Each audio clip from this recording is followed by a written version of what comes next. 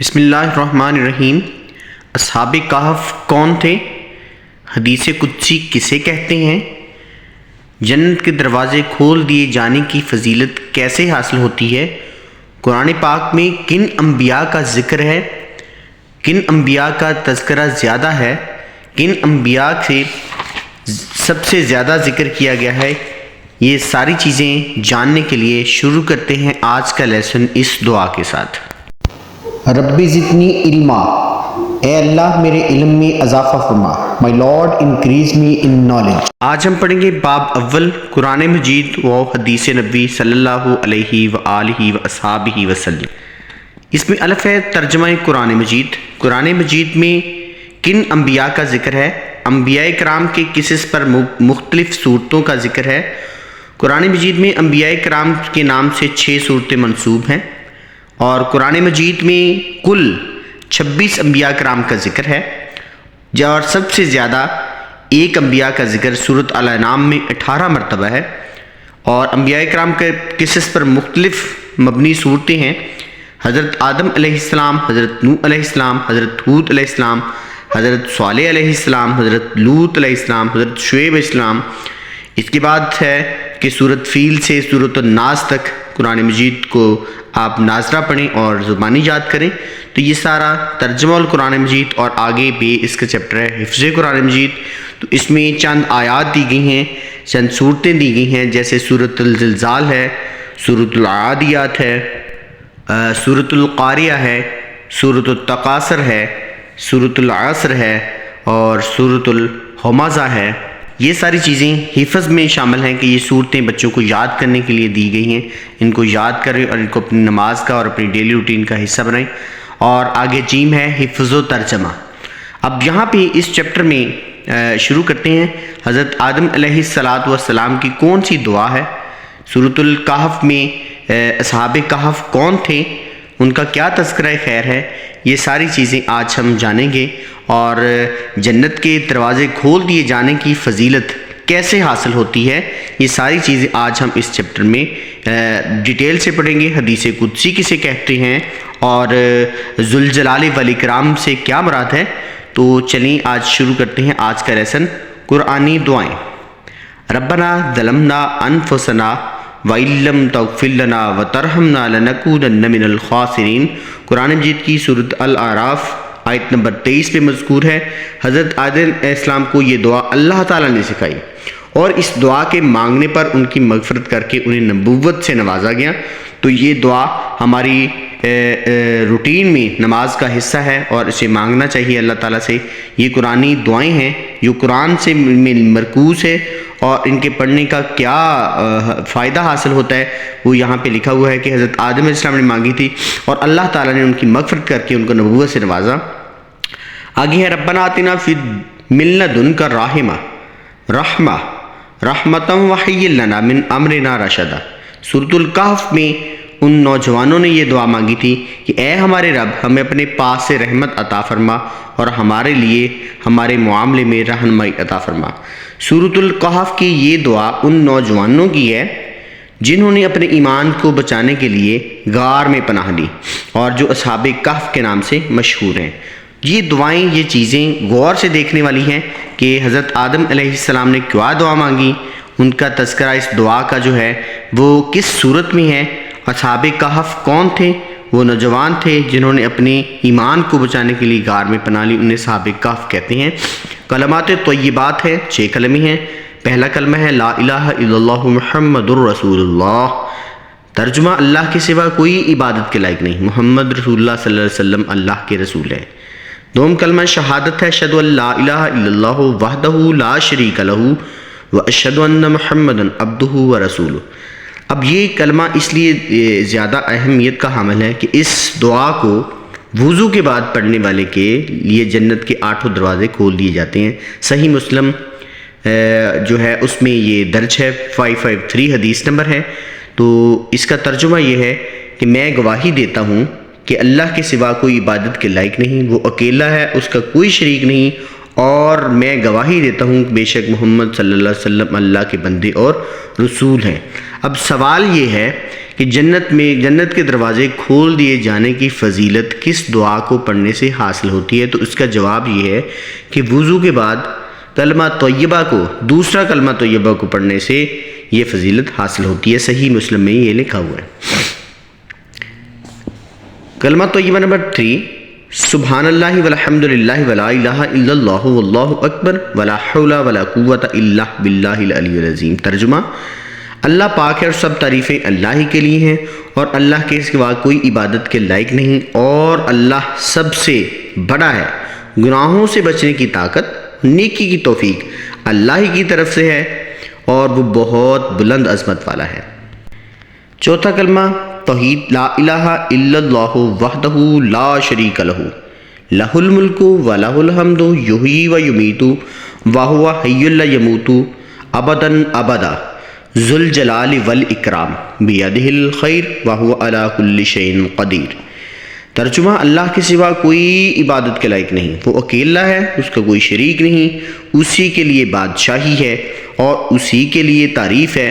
وہی زندہ کرتا ہے اور مارتا ہے، اور وہ ہمیشہ زندہ ہے، اسے کبھی موت نہیں آئے گی، بڑے جلال اور بزرگی والا ہے۔ یہ لفظ جو ہے ذو الجلال والاکرام کا مطلب ہے کہ بڑے جلال اور بزرگی والا ہے، اس کے ہاتھ میں بھلائی ہے اور وہ ہر چیز پر قادر ہے۔ یہ ہمارے آج کے 1 2 3 4 کلمے ہو گئے، ٹوٹل کلمے ہیں 6۔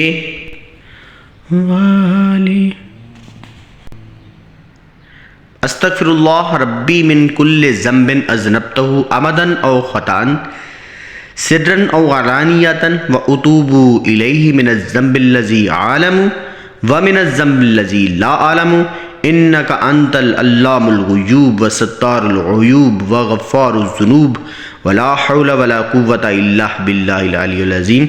ترجمہ پڑھ لیتے ہیں۔ میں اپنے پروردگار اللہ سے معافی مانگتا ہوں ہر اس گناہ کی جو میں نے جان بوجھ کر کیا، بھول کر یا چھپ کر کیا، ظاہر ہو کر کیا، اور میں اس کی بارگاہ میں توبہ کرتا ہوں اس گناہ سے جسے میں جانتا ہوں اور اس گناہ سے جسے میں نہیں جانتا۔ اے اللہ، بے شک تو عیبوں کا جاننے والا، عیبوں کا چھپانے والا، گناہوں کا بخشنے والا ہے، اور گناہ سے بچنے کی طاقت، نیکی کرنے کی قوت نہیں مگر اللہ کی مدد سے، وہ بہت عظمت اور بزرگی والا ہے۔ ساتھ میں یہ چیزیں دی ہوئی ہوتی ہیں، یہ جو بلنکس ہیں ان کو غور سے پڑھتے ہیں، یہ بڑی امپورٹنٹ ہے۔ توبہ کرنے میں جلدی۔ حدیث قدسی ہے کہ اے ابن آدم، اگر تیرے گناہ آسمان کی بلندیوں تک پہنچ جائیں پھر تو مجھ سے بخشش طلب کرے تو میں پرواہ کیے بغیر تمہیں بخش دوں گا۔ سنن ترمذی حدیث نمبر 3540 3540۔ حدیث قدسی کیا ہے یہ ہم آگے جا کے پڑھتے ہیں، لیکن اس کے راوی نبی پاک صلی اللہ علیہ وآلہ وسلم خود ہیں، اور یہ اللہ کی طرف سے اللہ تعالیٰ نے اپنے نبی کو جو چیز بتائی ہوتی ہے اس کو حدیث قدسی کہتے ہیں۔ آگے چلتے ہیں۔ کلمہ نمبر 6، اللہم انی اعوذ بک من ان اشرک بک شیئا وانا اعلم بہ واستغفرک لما لا اعلم بہ تبت عنہ وتبرأت من الكفر والشرك والكذب والغیبت والبدعة والنمیمة والفواحش والبہتان والمعاصی کلها اسلمت واقول لا الہ الا اللہ محمد رسول اللہ۔ ترجمہ پڑھ لیتے ہیں۔ اے اللہ، میں تیری پناہ مانگتا ہوں اس بات سے کہ کسی شے کو جان بوجھ کر تیرا شریک بناؤں، اور بخشش مانگتا ہوں تجھ سے اس شرک سے جسے میں نہیں جانتا، اور میں نے اس سے یعنی ہر طرح کے کفر و شرک سے توبہ کی اور بیزار ہوا۔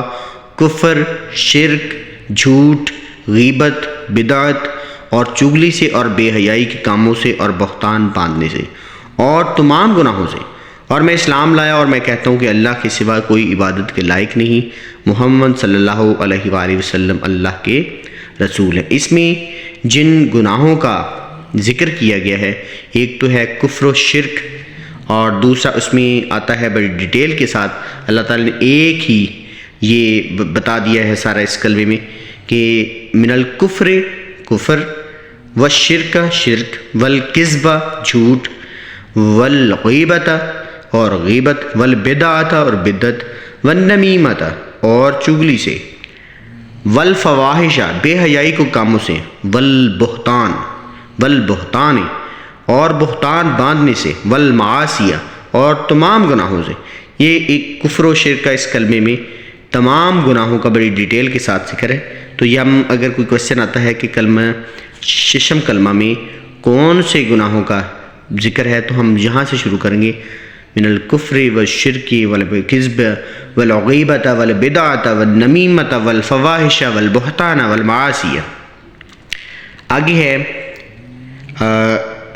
دعا ہے، سبحان اللہ وبحمدہ عدد خلقہ ورضا نفسہ وزینت عرشہ ومداد کلماتہ۔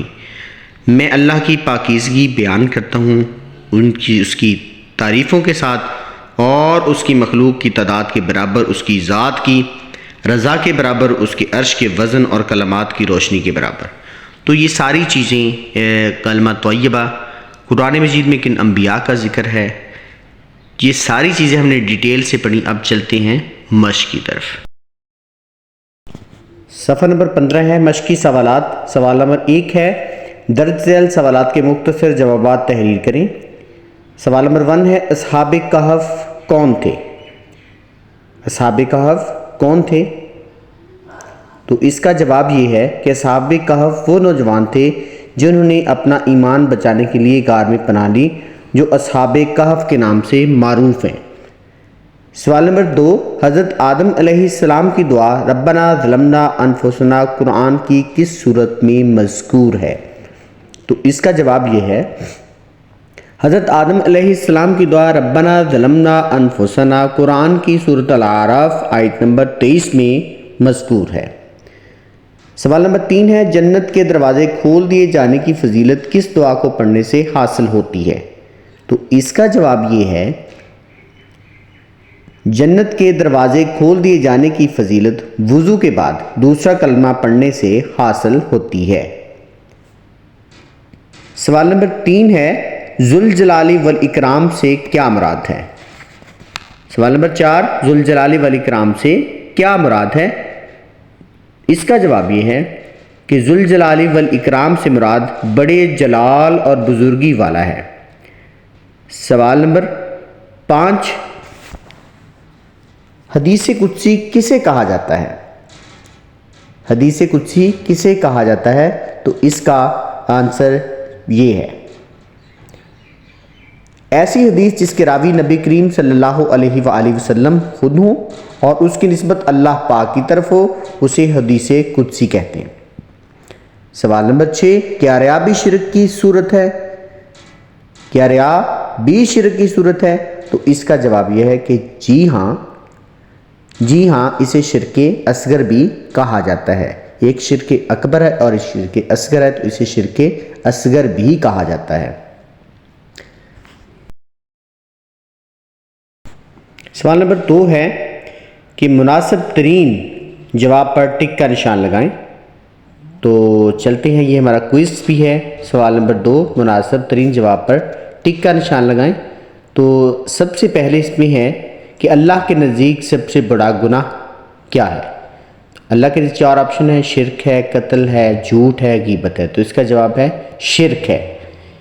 اللہ کے نزدیک سب سے بڑا گناہ شرک ہے۔ اس کے بعد سوال نمبر 2، کسی پر الزام لگانے کو عربی میں کیا کہتے ہیں؟